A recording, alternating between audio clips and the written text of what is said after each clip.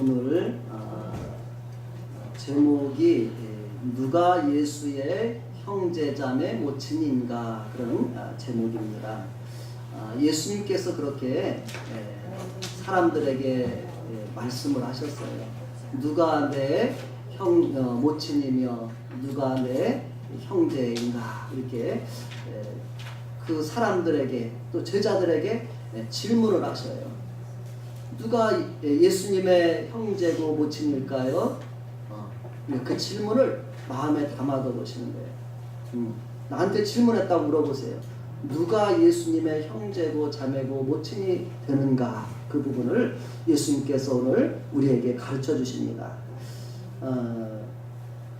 본문 속에서 이 부분을 생각하면서 오늘 하나님께서 예수님께서 우리에게 가르쳐 주시고 우리에게 주시는 귀한 은혜를 우리가 다 받게 되기를 바랍니다. 46절 오늘 본문에 마태복음 12장 46절 한번 먼저 읽어보도록 하겠습니다. 46절 시작. 예수께서 우리에게 말씀하실 때에 그의 어머니와 동생들이 예수께 말하려고 밖에 섰더니 아멘. 예수께서 우리에게 무엇을 하고 계셨어요? 말씀을 하고 계셨어요. 하나님의 말씀을 예수님이 전하고 있는데 그의 어머니와 그 어머니 이름이 누구죠? 마리아. 네, 마리아죠. 속에 성모 마리아라고 부르잖아요. 예수님을 잉태했던 마리아와 그 동생들이 이렇게 있어요. 마리아가 예수님을 낳은 다음에 성령으로 예수님을 낳은 이후에 이제 요셉과 결혼해서 살잖아요. 그렇죠? 그러면서 자녀들을 낳았어요. 성경의 이름을 보니까 야고보, 요셉, 시몬, 유다 또 그 누이들이라 이런 표현을 써요. 그러니까 적어도 그 이후에 누이라서 혼자인데 누이들이라고 하진 않았을 것 같아요. 그러니까 아마 6남매, 7남매 뭐 이렇게 아마 나지 않았을까 싶어요. 그래서 예수님을 낳은 이후 그 후에 동생들이 있죠.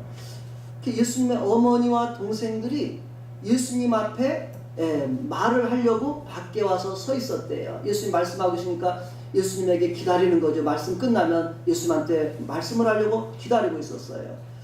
근데 그 배경을 마가복음에서는 이렇게 표현하고 있습니다. 제가 오늘 본문 바로 아래 부분에 찾아서 실어놨는데요. 마가복음 3장 20절 21절에서 그들이 온 목적에 대해서 밝히고 있습니다. 예수님의 어머니와 동생들이 왜 예수님 말씀하는 곳에 찾아왔는지를 말씀하고 있는데 이렇게 말해요. 집에 들어가시니 무리가 다시 모임으로 식사할 겨를도 없는지라. 예수님은 식사할 겨를도 없이 하나님의 말씀을 전하고 계셨다는 거예요. 예수의 친족들이 듣고 그를 뭐하러 나왔어요? 붙들러 나오니 그렇게 말했어요. 붙들러 나오니 이렇게 했어요. 이 붙들어 것은 억지로 붙잡아서 예수님을 데리고 가려고 온 거예요. 하나님 말씀 전하고 있는데 예수님 붙잡아서 집으로 데려가려고 온 거예요. 좀 이상하죠? 왜 그랬을까요? 그 뒤에 보니까 사람들이 예수님을 이는 그가 미쳤다고 이렇게 하는 소리를 듣고 붙잡으러 온 거예요. 예수님이 미쳤다고 식사도 안 하고 뭐 하나님 말씀을 뭐 이렇게 하는데 예수님 귀신 들렸다고 사람들이 막 이야기를 하는 거예요. 그러니까 가족들이 걱정이 돼야 안 돼요. 아이고 예수님 미치면 안 되는데 하나님이라 하셔야 되는데 미치시면 안 되잖아요. 이거 아마 걱정이 돼서 왔는지 아니면은 거기까지는 생각 못했어도 사람들이 예수 미쳤다 그러니까 염려돼서 찾으러 온 거예요. 붙잡으러 온 거예요. 그 뒤에도 보니까 그 당시에 종교 지도자들이 특히 백성들이 그렇게 한 말이 아니라 종교 지도자들이 그 3장 30절에 보면 이는 그들이 말하기를 종교 지도자들이 뭐라 하냐면 예수님은 더러운 귀신이 들려서 지금 막 이렇게 능력을 행하는 거야 이렇게 얘기하는 거예요. 귀신을 쫓아내고 병든 자를 고치는데 그것이 예수님이 더러운 귀신 들려가지고 지금 저렇게 귀신 쫓아내고 이렇게 능력을 행하는 거다 이렇게 말하는 거예요. 그래서 그 본문에 대해서 우리가 마태복음 10장 앞부분에 보면 예수님은 그런 종교 지도자들에 대해서 이미 먼저 다 해명을 하셨죠. 뭐라고 말했냐면은 만일 우리가 사탄이 서로 예수님이 귀신이 들려가지고 귀신을 쫓아내면 누구와 싸우는 거예요? 귀신끼리 싸움하는 거 아니겠어요? 그렇죠? 그래서 서로 싸우면 서로 망하는 거 아니겠느냐? 그렇게 하면서 귀신이 그렇게 어리석은 자가 아니죠. 어리석은 존재가 아니죠. 사탄은 아주 지혜롭다 그랬거든요. 하나님 지으신 동물 중에 가장 지혜로운 것이 사단이라고 이렇게 표현할 정도로 이렇게 했는데, 서로 싸움 망하는 것 뻔히 하는데 그렇게 싸우겠느냐? 그렇게 말씀하시면서 너희 자녀들도 귀신을 쫓아내고 있는데 그들이 너희들에게 증거가 될 것이다. 그런 표현을 예수님이 써요. 서로 싸우면 망한다는 거예요. 그러니까 귀신이 자기들끼리 싸우는 게 아니라는 거예요. 그러면서 예수님은 내가 하나님의 성령을 힘입어서 귀신을 쫓아내고 있는데 이미 그 사람에게는 하나님의 나라가 임했다. 이렇게 말씀해요. 예수님이 우리 속에서 귀신을 내쫓아 주시면 우리에게 뭐가 임한다고요? 성령이 임하는 거예요. 그런데 우리가 잘 생각해 보세요. 예수님을 믿기 이전에, 예수님 믿지 않는 사람들은 내가 산다고 생각하지만 사실은 보이지 않는 귀신이 그 사람 속에 다 조종하고 있다는 거예요. 에베소서 2장에 보면 그런 말씀이 있어요. 나는 내가 내 정신으로, 난 올바른 정신으로 살았어 이렇게 생각하지만은 하나님을 믿고 예수님을 믿지 않고 살았던 우리의 삶을 마귀는 교묘하게 우리를 지배하고 다스리고 이끌고 다닌다는 거예요. 마지막에 어떻게 되겠어요? 마귀가 끌리는 대로 살아가면 예수 믿고 하나님 믿지 않고 내가 잘 살아보지만 마귀가 끄는 대로 마귀와 함께 지옥으로 가는 거예요. 마지막이. 억울해요? 안 억울해요? 저도 성경을 보면서 그런 걸 생각해보니까 막 너무너무 억울하더라고요. 예수님 믿지 않고 하나님 믿지 않고 살아가는 가족들이나 이웃 친구들이나 생각하면 얼마나 그 사람들이 안타깝고 억울한 거예요. 이 마귀에게 속아서 살다가 끌려서 지옥으로 간다면 오늘 어떻게 되겠어요? 그래서 예수님께서 바로 우리에게 이렇게 죄와 마귀에게 종노릇하는 우리들을 예수님은 어떻게 하러 오신 분이에요? 구원해 주러 오신 분이란 말이에요. 예수님은 하나님의 아들, 우리의 구세주로 이 땅에 오신 분이란 말이에요. 그런데 이 많은 사람들의 귀신을 내쫓고 이런 하나님의 일을 하고 있는데 사람들이 예수님을 비방하는 거예요. 예수님 귀신왕 들려가지고서 지금 귀신 쫓아내고 있다, 이런 말을 듣는데 예수님의 가족들은 적어도 그 정도만 해도 그건 아니야 이렇게 했어야 되는데 아직도 예수님의 동생들도 그 당시에는 믿음이 없었다고 성경은 말해요. 믿음이 어리기 때문에 그 말 듣고 가서 붙잡아서 데려가야겠다 이렇게 좀 붙잡으러 가고 있는 거예요. 자 47절 오늘 본문 예수님께서 하신 말씀 47절 한번 봅니다. 같이 읽겠습니다. 한 사람이 예수께 여짜오되 보소서 당신의 어머니와 동생들이 당신께 말하려고 밖에 서 있나이다 하니. 이제 어느 한 사람이 말씀을 듣다가 잠깐 밖에 보니까 예수님 어머니와 동생들이 있으니까 살짝 예수님에게 얘기했겠죠. 예수님 밖에서 어머니와 동생들이 기다리고 있어요. 이렇게 이야기해 준 거예요. 자, 우리가 여기서 예수님의 어머니와 동생들을 잠깐 생각해 보세요. 예수님의 어머니와 동생들을 생각해 보면서 제가 그렇게 적어봤습니다. 하나님과 예수님을 가까이 할 수 있는 사람들은 하나님 나라에 가까이 있는 자입니다. 성경을 보니까 하나님과 예수님을 가까이 할 수 있는 사람들에게는 예수님이 가까이 오셨을 때 세례 요한은 뭐라고 했냐면 천국이 가까이 왔다 이렇게 말했어요. 예수님이 누구라고요? 예수님이 천국이라는 거예요. 예수님이 바로 천국의 주인이셔요. 예수님을 가까이 예수님을 오신 분을 모시게 되면 나에게 뭐가 이루어지는 거예요? 천국이 이루어지는 거예요. 그러면 예수님 모시고 천국 되고 싶어요? 아니면 여전히 나는 마귀가 그런 대로 지옥에서 살고 싶어요? 천국 되고 싶죠. 사람들이 몰라서 예수님을 안 믿고 예수님을 배척하고 그런 거예요. 예수님은 바로 하나님 나라의 바로 주인 되신 분이에요. 그분이 하늘나라에서 이 땅에 와서 그분에게 오는 자마다 그분의 은혜를 받는 자마다 하나님 나라가 되게 해주시는 거예요. 아멘. 네. 그래서 하나님과 예수님에게 가까이 있는 사람들은 정말 하나님 나라에 가까이 있는 사람들이라는 것입니다. 예수님의 행동은 집과 직업을 버리고 안식을 하지 못할 일을 하고 배경을 이야기합니다. 그들의 생각에 다니는 것은 미친 것으로 보았던 거예요. 예수님이 집도 다 버리고 막 떠돌아다니잖아요. 그렇죠? 직업도 원래는 아버지 목소리를 이어서 이렇게 해다 잘 받들어 섬기다가 지금 집도 나가서 사방 다니면서 막 능력도 행하고 귀신 쫓아내는데 이런 것이 사람들에게는 미쳤다고 이야기하니까 정말 이게 미친 건가 해서 가족들이 염려돼서 찾아온 것입니다. 예수의 동생들도 예수님이 그 십자가에 죽으시고 부활하시기 전에 거기를 공생애라고 말하는데 그 기간 동안에는 동생들도 믿질 않았다는 거예요. 요한복음 7장 5절에 보면 그런 표현이 나왔어요. 어머니와 아버지는 천사를 통해서 하나님의 말씀을 듣고 계시를 받았잖아요. 근데 동생들은 봤어요, 안 봤어요?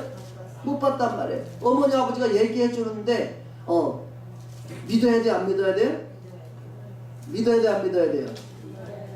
엄마 아빠가 예수님은 이런 분이야, 하나님의 아들이셔 이렇게 하면 동생들이 믿어야 되는데 이놈의 동생들이 죄인들이라서 안 믿는 것 같아요. 죄인의 피가 흘러가지고 인간이다 그런 거예요. 아무리 그렇게 가까이 하나님을 경험하고서 내 자녀에게도 자녀도 안 믿는 거예요. 부모도 못 믿는다는 얘기잖아요. 부모도 안 믿는 거예요. 자녀들도 안 믿는 거예요. 우리 부모들 자녀들도 같을까요? 틀릴까요?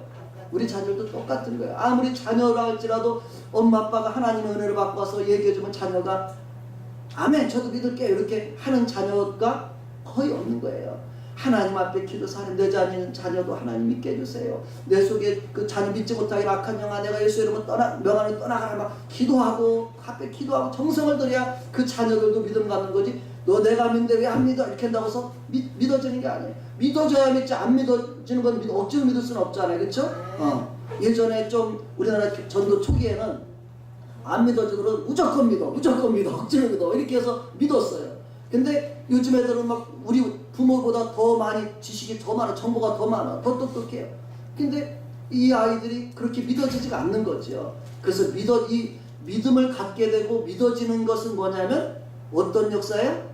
하나님의 은혜로만 되는 역사예요. 그래서 믿음은 성경에 보면 우리가 거저 믿은 것처럼 보이지만 하나님이 선물이다. 하나님의 선물이다 이렇게 말했어요. 따라합시다. 믿음은 하나님의 선물이다. 내가 예수 믿게 된 것은 하나님의 선물을 우리가 받았다는 얘기예요. 하나님의 주신 선물을 받은 거예요. 우리 자녀들에게도 그런 하나님의 선물을 받아들일 수 있는 하나님 얼마나 좋은 분인지 아냐, 하나님 믿으면 얼마나 복된 줄 아냐, 이렇게 해서 그 자녀들이 그 선물을 받아들일 수 있을 때 그 안에 믿음이 스며들고 자라게 되는 줄로 믿습니다. 그래서 이렇게 공생 중에 믿지 않았는데 언제 믿었냐면 예수님이 십자가에 죽으셨어요. 그리고 무덤에 묻었죠, 그렇죠? 그리고 3일 만에 어떻게 했어요? 예수님이 무덤에 가보니까 예수님이 살아나신 거예요. 부활하신 거예요. 이후에 예수님의 동생들도 어떻게 했냐면 그 후에 예수님이 진짜 하나님의 아들 맞네 하고서 믿게 된 거예요. 그래서 예수님이 부활하지 않았다면 동생들이라도 예수님의 동생들이라도 믿지 않았을 거예요. 그러니까 예수님의 부활은 우리에게 예수님이 하나님의 아들이시라는 것을 믿을 수 있는 증거라는 거예요. 로마서 1장에 보면 그 이야기를 써놨어요. 사도 바울도 로마에 있는 사람들에게, 로마가 그 당시에 전 세계 1등 국가예요. 지금 미국과 같이 1등 국가예요. 근데 그 사람 예수님이 바로 육신으로 오셨지만 그분은 죽으시고 부활하셔서 하나님의 아들로 인정되셨느니라 이렇게 증거하고 있습니다. 네. 이 세상에 죽었다가 다시 죽음을 이기고 부활한 사람이 살아난 사람이 있어요, 없어요? 없어요. 우리나라 또 이 아시아 쪽에는 불교가 해도 재밌는데 저 유럽 쪽에는 저 드물지만은 부처님이 죽었다가 살아났어요, 안 살아났어요? 안 살았어요. 그냥 다 화장해서 재가 되고서 그냥 그 나눠서 갖다 돌 쌓아놓고 무덤 쌓아놓고 이게 바로 이제 탑의 기원이에요. 돌 쌓아놓고 이런 것이 탑의 기원이에요. 다 죽었어요.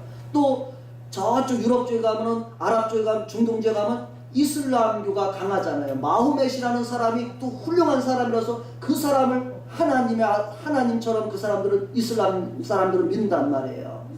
근데 그 마호메드는 죽었어요, 안 죽었어요? 그 사람도 죽었단 말이에요. 죽어가지고서 그 무덤을 사우디아라비아 가면 무덤을 화려하게 장식해놨다는 거예요. 그래서 이슬람은 뭘 자냐면 마호메드의 무덤이 크고 화려하다는 걸 자랑한다는 거예요. 불교는 뭐예요? 탑을 자랑하는 거죠. 부에 가면 정림사 있었다 했던 불교는 탑을 자랑하는 거예요. 근데 기독교는 뭘 자랑해? 빈 빈 무덤을 자랑하는 거. 빈 무덤. 우리 예수님은 살아나셨다. 무덤 권세 이고 죽음 이기고 살아나셨다. 이걸 자랑하는 거예요. 제자들이 나와서 예수님이 살아나셨다고 전하는 거예요. 만약 살아나지 않은 거 전했다면 어떻게 돼요? 금방 거짓말장으로 잡혀가죠. 그러나 예수님이 실제로 살아나셨기 때문에 아무 할 말이 없는 거예요. 그래서 나중에 보면 이 종교 지도자들 중에서도 많은 사람들이 예수님을 믿게 되었다. 그렇게 사도행전에 보면 나오고 있습니다. 그래서 예수님의 동생들도 그 후로 믿게 됐어요. 그래가지고 성경에 그 믿었다는 증거가 어디냐면 우리가 성경에 야고보서, 유다서가 나오잖아요. 이것이 바로 예수님의 육신의 동생들이었던 야고보, 유다가 기록한 글이에요. 그래서 초대교회 그들도 예수님의 12제자들과 함께 이제 예수님이 부활하신 다음에 40일 동안 열심히 기도하는 자리에 그 동생들도 함께해요. 어머니와 동생들과 예수님의 사도들과 많은 여인들과 함께 모여서 120명의 사람들이 모여서 기도했다는데 그 자리에 있게 되는 거예요. 그러면서 그들도 다 하나님의 영으로 감동이 되고 이러면서 뜨거운 믿음을 갖게 된 줄로 믿습니다. 그래서 예수님의 부활은 우리에게 예수님이 하나님의 아들이시다, 예수님은 부활하셨다, 이 사실을 믿게 하는 증거로 주신 줄로 믿습니다. 그래서 우리가 믿는 것은 죽음 앞에 다 포기되고 절망하고 슬퍼하는 걸 믿는 거라, 우리는 죽어도 다시 살아난다는 걸 믿는 거예요. 예수님이 부활하셨고 예수 믿는 우리도 어떻게 돼요? 부활한다. 성경에 하나님이 약속했어요. 하나님의 영이 너희 안에 거하시면 너희 죽은 몸도 다시 살리리라, 이렇게 말씀하고 있어요. 내가 예수 믿다가 죽어도 어떻게 해요? 하나님이, 예수님이 이 세상 마지막 날에 산자와 죽은 자를 심판하실 건데 그때 우리가 어떻게 돼요? 생명의 부활을 얻는 거예요. 근데 믿지 않는 사람들은 죽으면 다 끝나겠지, 이게 아니라 뭐냐면 심판의 부활을 받는다는 거예요. 우리가 끝나는 게 아니라 마지막에 다 하나님의 심판을 받으러 일어나게 되는 거예요.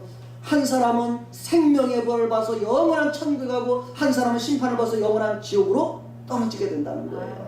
그래서 우리 인생에 예수님을 어떻게 해야 돼? 끝까지 잘 믿음을 지켜야 되는 거예요. 그래서 성경에 보면 너희 믿음을 끝까지, 우리의 믿음의 결국 너희 영혼을 구원받는다. 아무리 환난이 심하고 핍박이 심하고 어려워도 내 믿음을 끝까지 지키는 것이 우리가 그것을 승리한 자라고 말하는 거예요. 이긴 자라고 말하는 거예요. 우리의 인생을 다 승리하시는 이기는 자가 되시기를 축복합니다. 끝까지 예수님을 저는 하나님의 나를 위해 십자가 죽으시고 다시 살아내셨고 나에게 다시 살게 하신 하나님 아버지 예수님을 제가 믿습니다. 이렇게 고백하시면 우리는 그 은혜에 참여하게 될 줄로 믿습니다.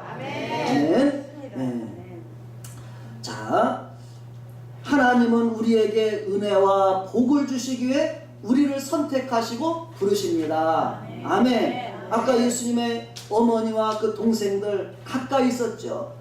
그 중간에는 아직 믿음이 없어서 사람들 볼 때 이 저놈들은 어째 예수님 형제들 하면 우리가 그렇게 생각할 수도 있어요. 그렇지만은 결국은 어떻게 다 가까이 있는 사람들에게 믿음을 갖게 됐어요. 그래서 은혜와 복을 주시기 위해서 우리를 선택하시고 부르신 거예요. 하나님 앞에 오늘 나온 우리들, 부르시고 선택받은 우리들에게는 하나님이 은혜 주시고 복을 더해줄 줄로 믿습니다. 그래서 하나님의 가까이 하나님 부르신 사람들을 잠깐 제가 생각해 봤어요. 먼저 우리가 성경 처음 앞에 창세기에 가보면 하나님이 이 세상을 창조하시고 또 아담과 하가 마귀의 육으로 선악과 따먹고 불순종하고 또 이제 아담과 하가 자식을 낳아보니까 자식끼리도 막 싸우고 죽이고 그러는 거예요. 처음 이미 벌써 아마 형제가 다투리는 거예요.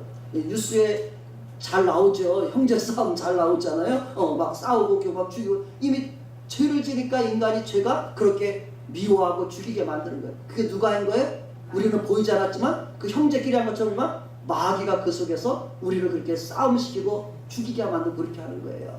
그래서 하나님은 그 이후에 그 죽은 아벨 대신에 셋이란 아들을 주시고 계속해서 이 땅에 믿음의 가정을 이어가려고 애를 쓰신 거예요. 그러다가 나중에 노아 시대 때는 하나님이 보니까 세상의 죄악이 더 센 거예요. 의롭게 사는 사람보다 믿지 않는 사람들이 더 막 번성하고 그러면서 다 하나님 볼 때 이 망할 수밖에 없는 그런 세상이 된 거예요. 하나님이 막 한탄하시면서 그들은 어떻게 했냐면 홍수로 심판하셨잖아요. 그렇죠? 그래서 그때 노아와 그 가족들이 하나님 앞에 그래도 믿음으로 살려고 애쓰는 걸 보면서 방주를 준비해서 거기에 들어가라. 그래서 그와 그 가족이 살아남게 됩니다. 그래서 우리가 구원받는다는 것은 세상 사람들이 살아가는 방식으로 살아가는 것이 아니라 하나님이 말씀하신 것을 알고 그 말씀을 믿고 살아갈 때 우리가 구원에 이르게 되는 것입니다. 그리고 나서 이제 그 노아의 그 자손들이 이 세상에 다시 번성해요. 그런데 하나님이 그 노아의 자손이라고 죄가 없겠어요? 그 자손들도 여전히 죄성을 가지고 있어요. 우리 모두는 죄성이 다 있습니다. 아담과 하와 요소이기 때문에. 그런데 하나님이 이제는 다시는 내가 아무리 세상이 죄악으로 가득 차도 죄를 짓는 걸 내가 눈앞에서 시뻘겋게 바라본다 할지라도 내가 다시는 홍수로 멸하지 않을 거야. 하나님이 우리가 자기가 만든 것을 멸한다는 게 얼마나 가슴 아픈 거예요. 하나님 내가 멸하지 않을 거야. 그러면서 하나님이 어떤 방법이냐면 이제 사람을 택해서 그 하나님을 믿는 사람을 하나님이 이 세상 가운데서 우리에게 견본으로 샘플로 보여주시는 거예요. 그 사람이 아브라함이라는 사람이에요. 믿음의 조상이라는 아브라함이라는 사람도 그 중동 지금의 이라크 이란 이쪽에 살던 사람인데 하나님이 그를 부르셔가지고 나를 하나님이 말씀을 부르고 나를 따라오라. 그러면 내가 너를 복을 줄 것이다. 또 너를 통해서 땅의 모든 사람이 복을 받게 하실 것이다. 이렇게 얘기했어요. 그래서 아브라함은 그때 나이가 많은데도 자식도 못 낳는 그런 사람이었었어요. 그 나이도 75세 이렇게 이젠 소망이 없는 그런 사람인데 하나님 말씀을 듣고 순종해서 따라 나간 거예요. 그런데 하나님이 그에게 어떻게 은혜를 주셨는지 창세기 12장에서부터 25장까지 아브라함의 생애를 쭉 나옵니다. 아브라함도 중간에 가는 가운데 믿음이 없어서 실수도 하고 또 이렇게 사람들이 저지르는 실수도 이렇게 저지르지만 하나님께서 도와주셔서 다시 믿음을 갖고 가서 나중에 보면 믿음이 큰 사람이 되고 하나님 앞에 완전한 믿음을 가진 사람으로 그렇게 성장해가요. 그리고 나서 하나님은 그 아브라함을 하나님께서 복을 주셔서 그 노년에 하나님이 크게 복을 주셨다 이렇게 이야기를 하고 있습니다. 그리고 하나님은 그 자손들에게 아브라함과 같은 믿음을 가진 사람들에게 하나님은 복을 주시고 내가 복 받는 것에 끝나는 게 아니라 뭐예요? 나를 통해서 복이 흘러가게 하시는 그런 은혜를 주시는 거예요. 내가 예수님 믿고 하나님 믿으면 하나님은 어떻게 된다고요? 나가 복 받을 뿐만 아니라 이 복이 흘러가게 하신다는 거예요. 우리 그냥 이 세상엔 종교 뭐예요? 나 잘되고 복 받고 막 이 정도에 끝날지도 모르겠어요. 그러나 하나님은 나를 통해서 땅의 모든 족속이 복을 받게 하시는 그런 축복으로 대열에 우리를 부르시는 줄로 믿습니다. 그래서 바로 또 하나님께서 우리가 하나님이 택한 백성이 이 세상 지구상의 어느 나라를 택하셨어요? 이스라엘이라는 나라를 택했잖아요. 우리 대한민국을 택했으면 우리나라에서 예수님이 오셔가지고 이 일을 막 행하셨을 거예요.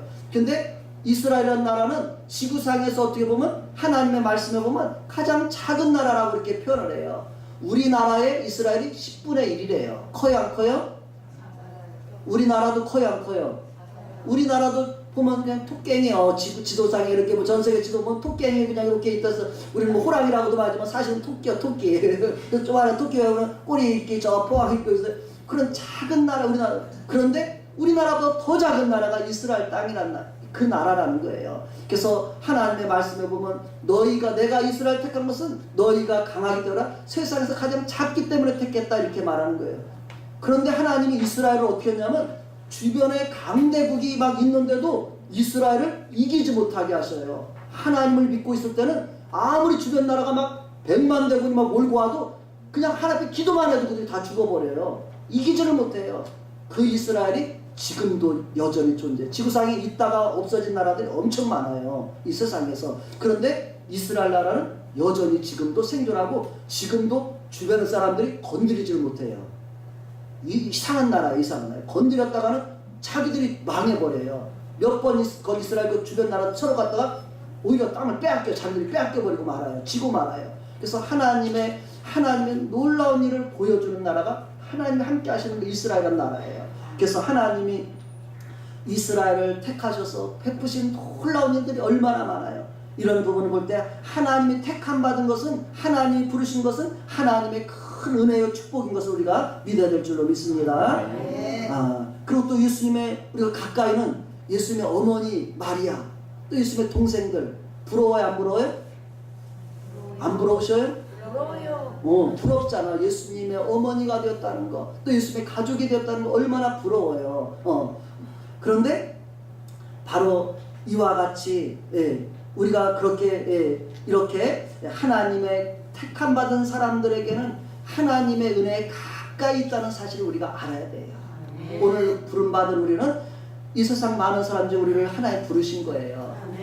하나님의 은혜에 가까이 있는 줄 알고 내가 그 하나님의 은혜에 가까이에 있다가 어떻게 돼요? 하나님의 은혜 속으로 쑥 들어가야 돼요. 은혜 안으로 거해야 돼요. 그래서 성경에 보면 너희가 주 안에 거하라, 하나님의 사랑 안에 거하라, 주님의 은혜 안에 굳게 서라, 이런 말이 많이 있거든요. 하나님의 은혜에 우리가 굳게 서가는 사람들이 될 줄 믿습니다. 자, 이제 이 48절로 넘어가겠습니다. 그 다음 구절 한번 봅시다. 이렇게 이제 한 사람이 예수님에게 얘기했어요. 당신 어머니하고 동생들이 밖에서 기다리고 있어요. 이렇게 이야기했을 때 예수님이 뭐라고 말씀하시는 거가 아주 중요해요. 오늘 48절 한번 읽어보겠습니다. 48절 시작. 말하던 사람에게 대답하여 이르시되 누가 내 어머니이며 내 동생들이냐 하시고. 아주 중요하면서도 우리가 육신의 생각을 가진 육신의 생각으로 하면 서운해요. 그쵸? 밖에 어머니와 동생들인데 예수님이 누가 내 어머니며 내 동생들이냐 밖에서 했던데 저분들이 내 어머니나 동생들이다 예수님이 그렇게 말씀하시는 게 아니에요. 누가 진짜 내 부모 형제가 되는가를 알려주는 거예요. 육신의 부모 형제가 하나님의 가족이 아니라는 거예요.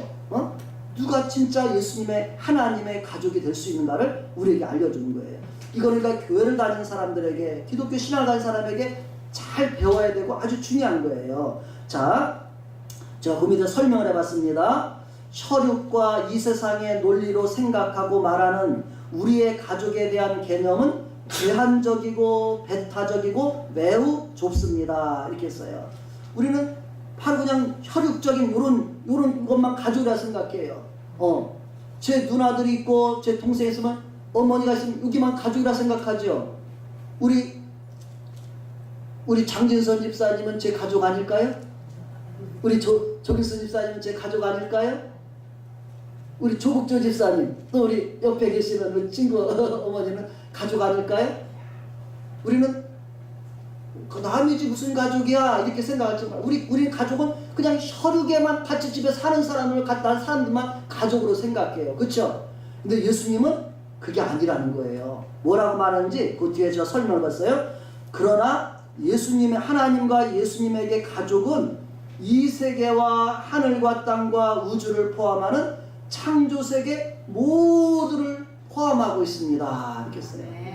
하나님에게 가족은 하나님 안에서 가족은 그냥 그렇게 혈육이 아니라 여기 있는 모든 분이 다 우리가 한 가족이라는 거예요. 북한에 있는 사람도 일본에 있는 사람도 가족이라는 거예요. 그래서 실질적으로도 그래 안 그래요? 우리가 다 누구에게서 났어요? 하나님에게서 났고 하나님 아담과 하와의 다 한 자손이에요. 우리 가족 올라가면 아이고 알고 보니까 이웃 사촌이었네. 이웃 사촌이 아니라 우리 가족이었네. 더 올라가면 가족을 발견하는 거예요. 목사님들 이렇게 모여서 막 어디 지역을 다니다 이렇게 만나보면 처음 만난 것 같아요. 몇 번 얘기하다 보면 거기 앞에서 동창이네 동기네 뭐 같은 동문이네 다 알게 되더라고. 몇 번 얘기하다 보면 다 아는 사람이에요. 미국에 가서 만나도 저 가서 다 보면 다 서로 아는 사람이 돼버려요.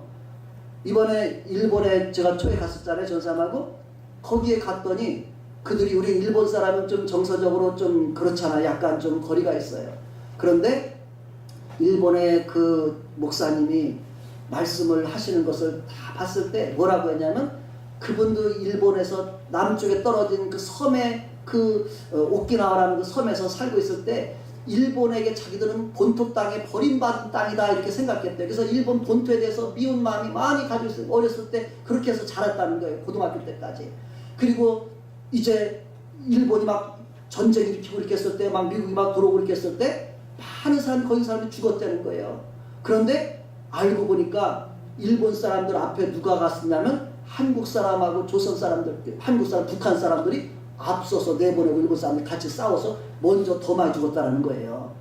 이분이 그거를 역사를 공부하면서 배운 거예요. 자기는 피해자로만 생각했는데 알고 보니까 자기도 가해자다.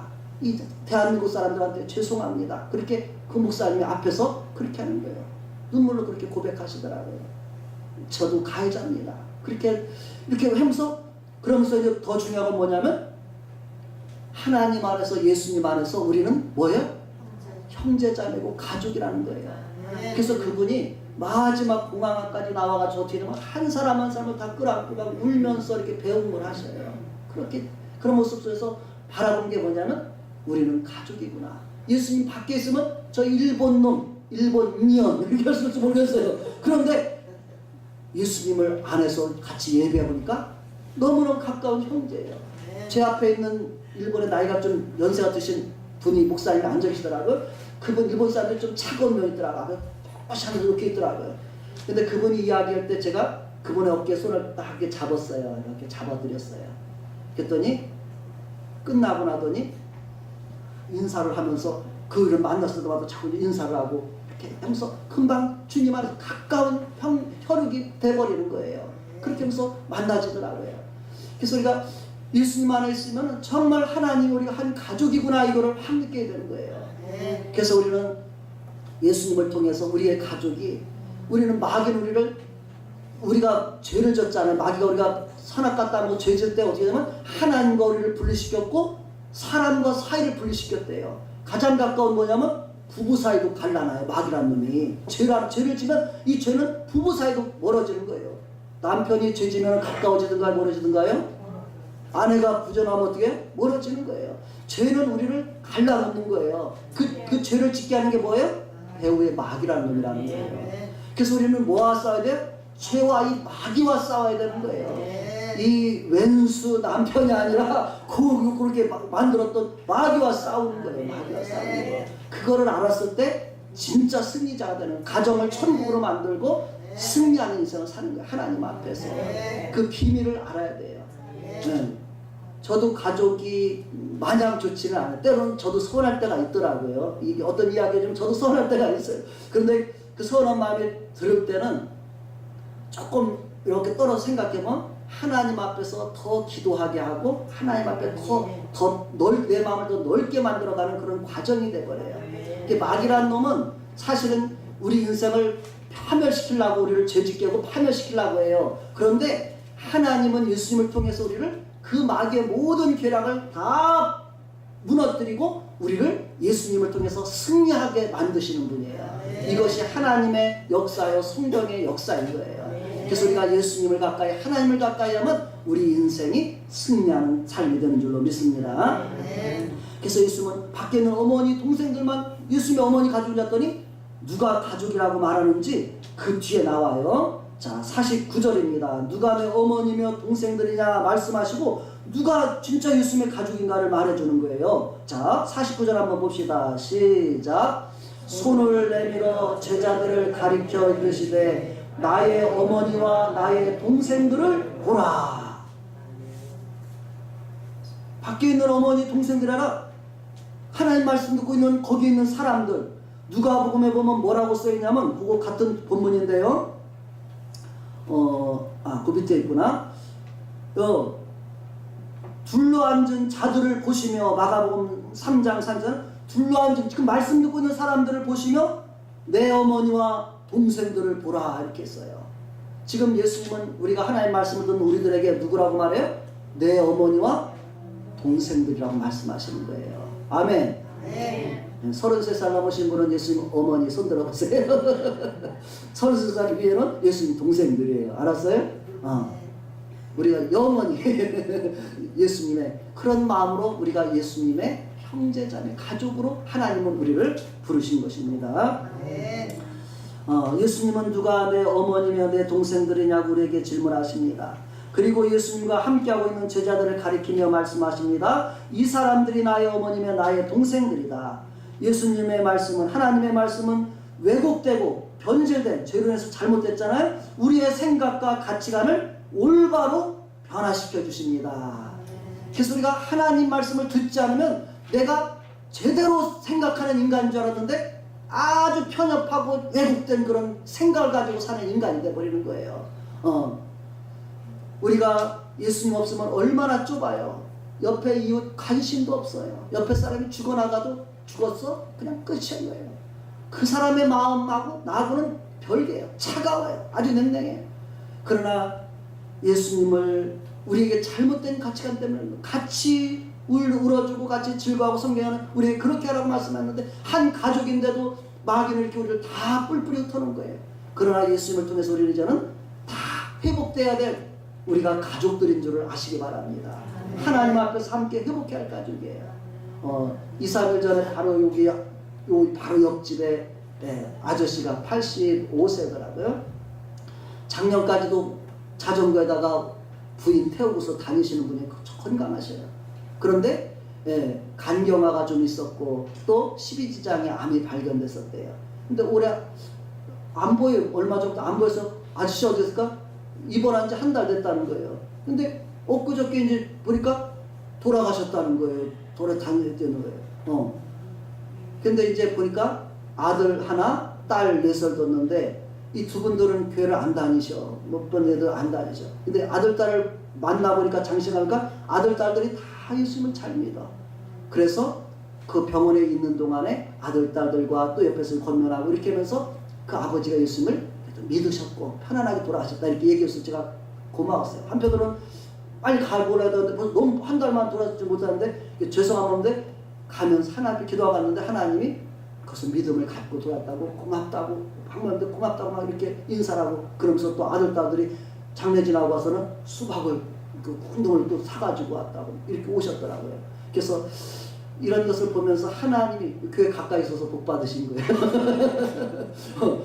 저도 초청하려고 여러 번 했거든요. 또 오시기도 했었고 교회. 근데 하나님이 마음을 열어주신 거잖아요, 그렇죠? 그래서 근데 우리가 이왕이면은 마지막 죽음 조금 전에 예수님 믿는 것도 복이지만은 더 먼저 믿으면 얼마나 하나님의 은혜를 누리다가 하나님 앞에 그 복을 흘려보내다가 천국 가면 더 큰 은혜와 복이 있잖아요, 그렇죠? 그래서 우리가 조금이라도 일찍 믿는 건 더 하나님의 은혜 복인 줄 알고 아직 시간이 많다 생각하지 말고 내가 주님을 위해서 더 많은 은혜와 복을 흘려보내고 받을 수 있는 삶이라는 걸 생각하면서 살아야 돼요. 그런 것을 가지면 인생이 신이 나는 거예요. 꿈이 생기는 거예요. 그런데 예수 믿고서 그냥 나 하나 믿으면 되지 이러면 하나님의 뜻과 하나님의 부르심과 내가 일치하지 않는 삶을 사는 거예요. 하나님 아버지 마음을 모르고 그냥 혼자 이렇게 내가 생각하는 신앙이 되는 거예요. 하나님 아버지와 늘 대화하면서 하나님 아버지의 마음을 품고 살아갈 때 하나님의 가족으로서 그 풍성한 은혜를 우리가 함께 누리며 이루어가게 될 줄로 믿습니다. 우리의 마음이 이렇게 넓어지기를 축복합니다. 그래서 이렇게 하나님 말씀만 우리를 올바르게 생각할 수 있고 올바른 가치관을 만드는 거예요. 세상 교육이 이렇게 우리를 이렇게 변화시킬 수 있겠어요? 그렇게 만들 수 있겠어요? 세상 교육은 전혀 할 수가 없어요. 그런 것을 오직 하나님의 말씀만이 우리에게 이렇게 올바른 가치관을 길을 바르게 우리에게 알려주는 것입니다. 예수 그리스도 안에 있는 성도는 인종과 국가와 민족과 남녀노소 빈부구천을 넘어 하나님의 가족입니다. 아멘. 아까 일본 사람 말했잖아요. 우리가 어느 나라 가든지 다 주님 전에 보면 주님 안에서 똑같은 아픔 가지고 있어요. 그분들에게도 얼마나 아픔이 있는지를 몰라요. 이번에 간데 좀 마음이 많이 아프던 거 뭐냐면 홍콩 사람들 때문에 많이 아팠어요. 홍콩 목회자들이 작년에 온 사람보다 줄었어요. 왜 그러냐니까 지금 중국이 계속해서 막 압박을 하고 있는 거. 홍콩에도 중국에 있는 선교사 지금 다 내보내고 홍콩에도 지금 막 이제 기독교를 탄압하기 시작하는 거예요. 이 사람들이 계속 자기 신앙을 지키고 교회를 지켜나갈 수 있지가 내일을 알 수 없는 그런 상황인 거예요. 마음이 아프더라고요. 근데 여기서 끝나는 게 아니라 뭐예요? 우리는 같이 하나님 앞에서 이겨나가도록 핍박 있는 대로 이겨나가고 하나님은 그 가운데서도 함께 하시고 역사할 걸 믿고 우리가 같이 기도할 수 있는 마음이 생기더라고요. 우리가 이렇게 마음을 넓혀가면서 우리가 기도하면서 함께 하나님의 나라를 뜻을 이루어가야 될 줄로 믿습니다.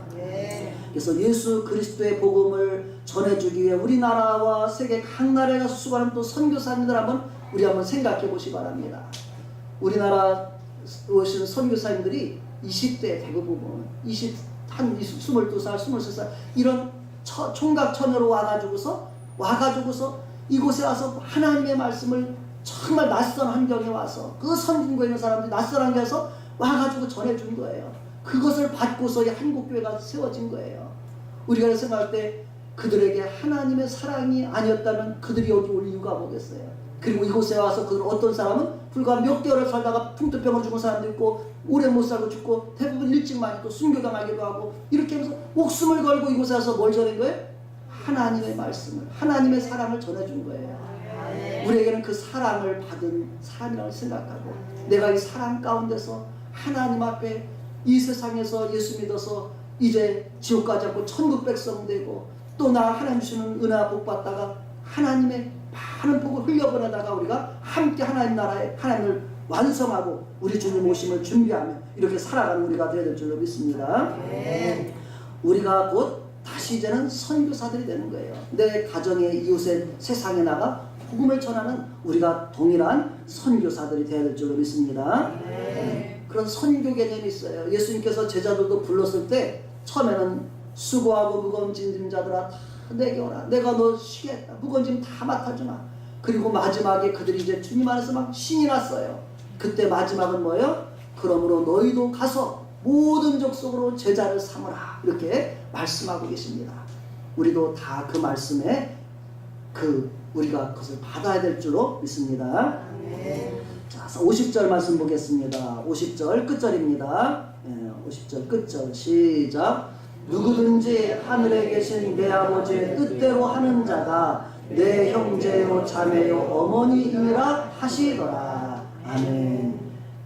예수님께서 제자들과 그곳의 말씀을 듣는 사람들이 내 어머니고 내 동생들이다. 그리고 또 구체적으로 그럼 그 사람들만이 아니라 뭐냐면 누구든지라 했어요. 이제 그곳에 있던 사람들은 지금 누구든지 하늘에 계신 내 아버지의 뜻대로 하는 자는 다 누구예요? 내 형제요 자매요 어머니다. 이렇게 말해요. 이제는 우리가 멀리 있다고 그들 부러워할 것만 아니라 이제 하나님 말씀을 온 세상에서 지금 들어서 우리가 하나님 말씀을 듣고 있는 우리가 그 말씀을 듣고 산다면 예수님의 형제요 자매요 예수님의 어머니가 되는 줄로 믿습니다. 누가복음 8장 21절에 같은 본문 예수께서 대답하여 이르시되 내 어머니와 내 동생들은 곧 하나님의 말씀을 듣고 행하는 이 사람들이라. 아멘. 따라합시다. 하나님의 말씀을 듣고 행하는 내가 예수님의 형제자매요 어머니다. 이제 부러울 게 없는 사람들이 됐어요. 예수님의 형제자매가 됐어요. 얼마나 행복하세요. 그렇죠? 우리가 조국주 집사님도 아드님이 목사님도 있잖아요. 훌륭한 목사님 있어요. 얼마나 자랑스러워요. 그렇죠? 그런데 이제는 우리가 거기서 머무는 게 아니라 뭐예요? 예수님을 믿는 우리 모두가 다 예수님의 형제자매라는 거예요. 어머니라는 거예요. 우리가 이제 넓은 마음을 가지고 예수님을 믿는 우리 모두가 다 예수님의 같은 형제자매다. 이런 마음을 가지고 하나님의 남은 뜻을 주님께서 이제 곧 하나님께서 이 세상을 다시 끝하고서 이제는 영원한 구원과 심판으로 나눠지는 역사를 이루세요. 이것이 요한계시록의 마지막 흰 보좌에 앉아서 심판하시는 그런 이야기로 이 세상이 끝이 납니다. 그래서 우리가 이런 날이 지금 점점 다가오고 있음을 알면서 우리가 그 일을 준비해가는 사람들이 돼야 될 줄로 믿습니다. 어떻게 준비해요? 사람들을 생명을 구원하는 일로, 그렇죠? 죄와 마귀에게 사는 사람들을 하나님의 가족들로 이끌어가는 그런 삶을 우리가 살아가야 될 줄로 믿습니다. 이 말씀 끝으로 누가복음에 우리가 하나님의 말씀을 듣고 행하는 사람들이 바로 예수님의 가족이고 또 하나님 나라에 들어가는 사람이라고 예수님이 말씀해 준 본문이 마태복음 7장 21, 22, 23절에 있기 때문에 그 본문을 제가 실어봤습니다. 한번 같이 읽겠습니다. 마태복음 7장 21, 22, 23절 시작. 나더러 주여 주여 하는 자마다 다 천국에 들어갈 것이 아니요 다만 하늘에 계신 내 아버지의 뜻대로 행하는 자라야 들어가리라. 그날에 많은 사람이 나더러 이르되 주여 주여 우리가 주의 이름으로 선지자 노릇하며 주의 이름으로 귀신을 쫓아내며 주의 이름으로 많은 권능을 행하지 아니하였나이까 하리니 그때 내가 그들에게 밝히 말하되 내가 너희를 도무지 알지 못하니 불법을 행하는 자들아 내게서 떠나가라 하리라. 아멘. 하나님의 뜻은 우리가 불법을 행하는 것은 죄라는 거예요. 그 사람들은 하나님 나라에 들어갈 수 없다는 거예요. 그래서 우리는 하나님의 뜻대로 예수를 믿고 죄와 마귀와의 싸움을 싸워서 이겨가는 하나님의 말씀으로 사랑하고 또 하나님께 기도하고 믿음으로 끝까지 예수를 믿고 따라가는 자들이 바로 하나님 나라에 들어가게 된다고 말씀하고 있습니다. 결론으로 요한복음 6장 38절에서 40절 내용인데요. 요새 여기 한번 켜줄 수 있을까? 결론으로 성경 본문 읽고 요한복음 6장 38, 39, 40 세 구절 읽고 마무리하겠습니다. 자, 요한복음 우리 읽기 전에 자 볼까요? 한번 같이 여기 보고서 읽어보시겠습니다. 보이신 분들이 큰 소리로 또 들으시고 하면서 38절부터 40절까지 시작. 내가 하늘에서 내려온 것은 내 뜻을 행하려 함이 아니요 나를 보내신 이의 뜻을 행하려 함이니라. 나를 보내신 이의 뜻은 내게 주신 자 중에 내가 하나도 잃어버리지 아니하고 마지막 날에 다시 살리는 이것이니라. 내 아버지의 뜻은 아들을 보고 믿는 자마다 영생을 얻는 이것이니 마지막 날에 내가 이를 다시 살리리라 하시니라. 40절 그냥 멈춰주세요. 예수님께서 하나님 아버지의 뜻은 뭐래요? 아들을 보고, 아들이 누구예요? 예수님을 보고 뭐하는 사람들? 믿는 자마다 무엇을 얻어요? 영생을 얻는 이것이니 마지막 날에 내가 이를 다시 살리리라. 우리가 예수를 믿어 영생 얻고 마지막 날에는 다시 살아나서 하나님 나라에 영원히 하나님 아버지와 함께 사는 그런 우리들 다 되시기를 예수님을 축복합니다. 꼭 그렇게 되십시다. 하나도 잃어버리는 것은 예수님의 뜻이 아니야. 내가 갔다가 믿음을 잃어버리면 안 돼. 끝까지 예수를 보고 믿고 영생 얻고 마지막 날에 부활해서 천국에서 사는 승리자들 되시기를 간절히 기도합니다.